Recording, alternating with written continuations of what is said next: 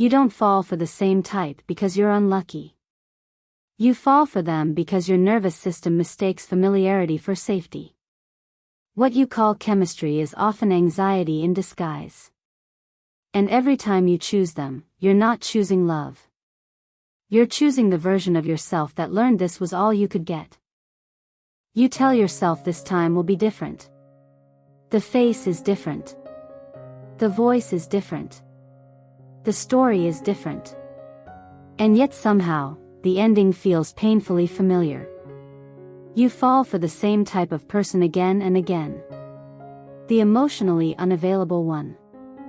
The inconsistent one. The one who feels magnetic but unstable. The one who makes you feel alive and anxious at the same time. And each time it ends, you promise yourself you will choose differently. But then you don't. From a Jungian perspective, this is not bad luck. It is not weakness. And it is not simply poor judgment. It is repetition driven by the unconscious. According to Carl Jung, we are not only attracted to other people. We are attracted to the parts of ourselves we have not yet integrated.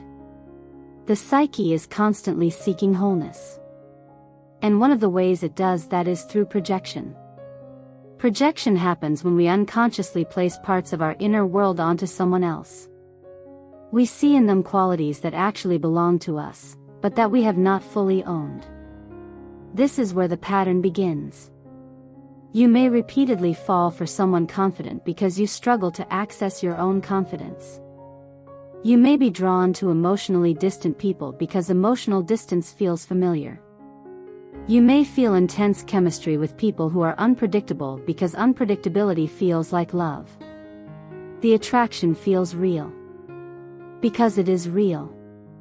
But it is not random. Very often, the type of person you fall for reflects early relational dynamics. If you grew up with inconsistency, emotional withdrawal, or having to earn attention, your nervous system may have learned that love equals effort.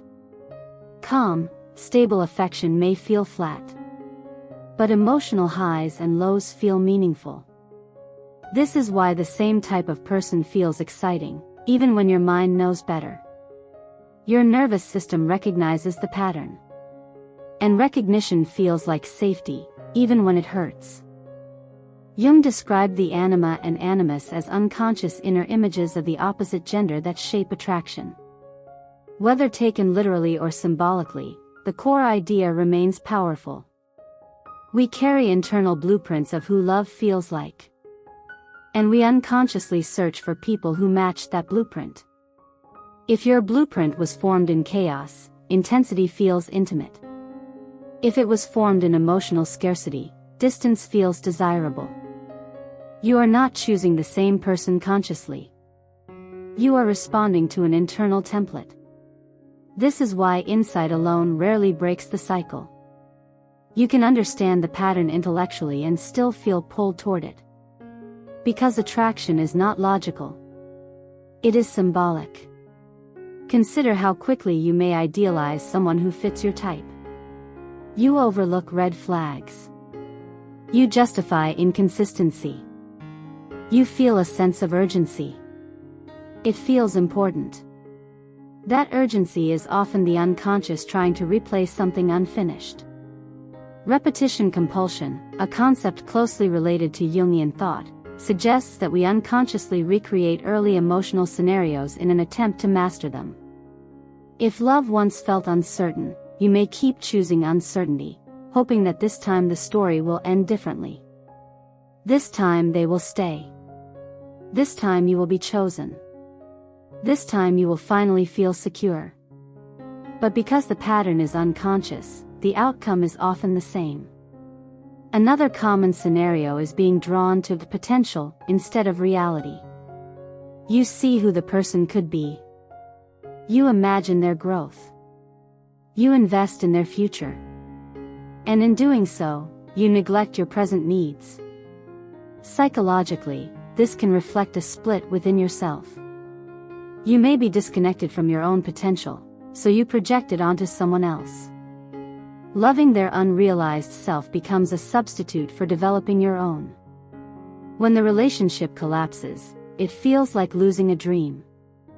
But the dream was partly yours. There is also the shadow. Jung's concept of the shadow refers to the parts of ourselves we repress, deny, or disown. Often, we are magnetically drawn to people who embody our shadow qualities. The assertive person when we suppress anger. The spontaneous person when we over-control.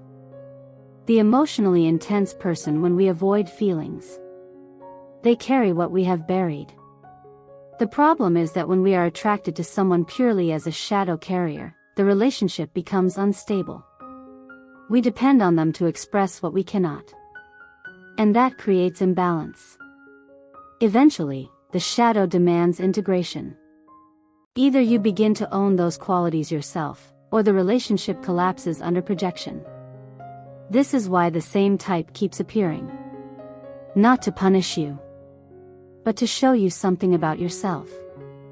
Real change begins when you stop asking, "Why do I attract this type?" and start asking, "What part of me feels completed by this type?" For example, if you repeatedly fall for emotionally unavailable partners, it may not only be about them. It may also be about your own difficulty tolerating intimacy. Their distance protects you from full vulnerability. If you choose controlling partners, it may reflect a part of you that fears your own autonomy. If you choose partners who need saving, it may mirror your own unmet need for care. These insights are uncomfortable, because they shift the focus inward. But this is where power returns. When you begin integrating the qualities you once projected, attraction changes naturally. You no longer feel intoxicated by inconsistency. You notice instability early. You feel less urgency. You may even find that your old type no longer excites you. This can feel strange at first. Calm may feel unfamiliar. Predictability may feel boring. But over time, the nervous system recalibrates. Falling for the same type is not a curse. It is a signal. It shows you where your psyche is unfinished, where growth is waiting. And once you integrate what the pattern was trying to teach you, the pattern dissolves. Not because you forced yourself to choose differently, but because you became different. One of the most common real-life patterns appears in dating situations where the attraction feels instant and overwhelming. You meet someone and within minutes you feel a pull that is hard to explain. Conversation flows effortlessly. There is chemistry, eye contact, a sense of recognition. You may even think, "This feels familiar," even though you have just met. That feeling of familiarity is not romance. It is memory. Your psyche recognizes something it has encountered before. Often, it recognizes a dynamic, not a person. The emotional tone, the distance, the confidence mixed with unpredictability. Your body reacts before your mind has time to evaluate whether this person is actually safe or compatible. For example, you may consistently fall for people who are charming, intelligent, and emotionally elusive. At first, they seem interested. They pursue you just enough to hook you. Then they pull back. They take longer to reply. They become vague about plans. You find yourself thinking about them constantly, analyzing every interaction, trying to regain their attention. This pattern keeps repeating not because you enjoy suffering, but because your nervous system has learned to associate love with uncertainty. If love in your early life felt inconsistent, attention that comes and goes may feel normal. Stable interest may feel suspicious or dull. Another scenario appears when you repeatedly choose partners who are almost ready. They are healing from a past relationship. They are overwhelmed with work. They are emotionally blocked but self-aware. You see their potential and tell yourself that timing is the only problem. You invest emotionally. You are patient. You adapt. You wait. What often goes unnoticed is how much of yourself you are postponing in the process. Your needs become secondary. Your desires become negotiable. The relationship becomes centered around their limitations rather than mutual presence. Psychologically, this can reflect an early adaptation where you learn to minimize yourself to maintain connection. If love once required patience, silence, or emotional restraint, choosing unavailable partners recreates that familiar role. You are not just choosing them. You are reenacting yourself. There are also patterns where you fall for people who need rescuing. They struggle financially, emotionally, or psychologically. They are wounded. They are lost. Being with them gives you a sense of purpose. You feel needed, important, irreplaceable. But over time, the relationship becomes draining. You give more than you receive. You feel responsible for their stability. When they eventually leave or fail to change, you feel used or abandoned. In these cases, the attraction often hides an unconscious avoidance of your own needs. Focusing on someone else's pain allows you to avoid confronting your own emptiness, fear, or unexpressed anger. Caring becomes a way to stay busy instead of vulnerable. There are also people who repeatedly fall for emotionally intense relationships that burn fast and end dramatically. The connection feels consuming. There are highs and lows, passion and conflict, breakups and reunions. Calm relationships feel boring by comparison. This does not mean you crave chaos. It often means your emotional system is calibrated to intensity.